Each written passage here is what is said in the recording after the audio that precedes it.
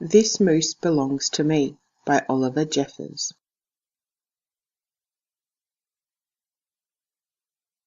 Wilfred owned a moose.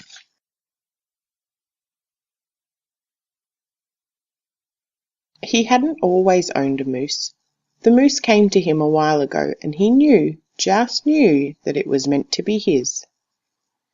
He thought he would call him Marcel.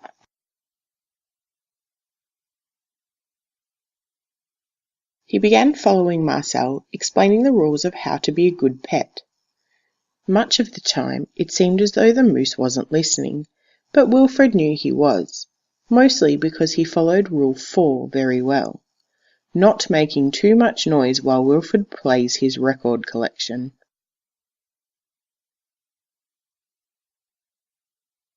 Sometimes the moose wasn't a very good pet. He generally ignored Rule 7, going whichever way Wilfred wants to go.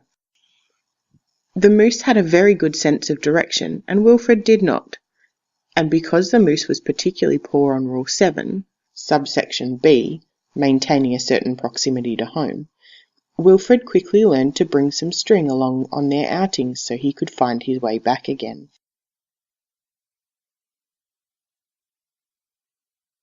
Sometimes the moose was an excellent pet. He had no trouble with Rule 11, providing shelter from the rain. Or Rule 16, knocking down things that are out of Wilfred's reach. Good work!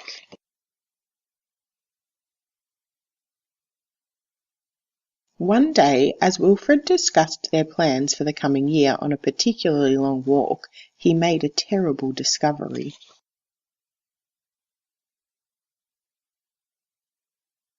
Someone else thought they owned the moose. "Rodrigo, you're back!" Wilfred was dumbstruck. This moose was Marcel, not Rodrigo. The old lady was mistaken, and Wilfred thought it only proper that he correct her.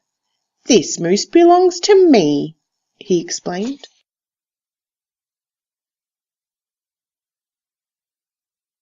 And to prove it, he called Marcel. "Heel!"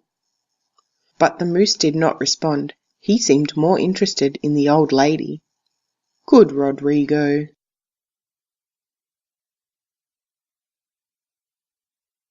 Fine. Embarrassed and enraged, Wilfred rushed off for home. But in his haste and miles from anywhere, he tripped over his string and got tangled up.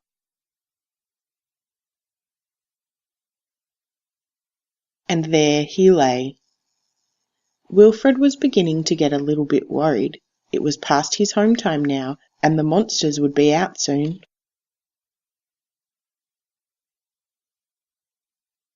He had just ruled out the last of his options when along came the moose.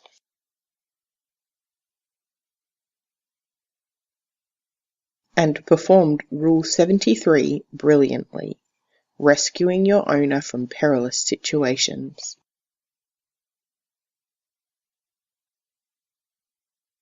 All was forgiven, and perhaps, Wilfred admitted, he'd never really owned the moose anyway.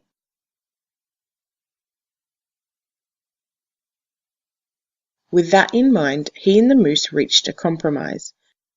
The moose would agree to all of Wilfred's rules.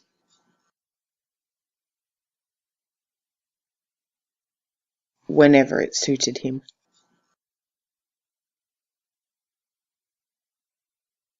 "Dominic, you're back, and you brought me an apple,"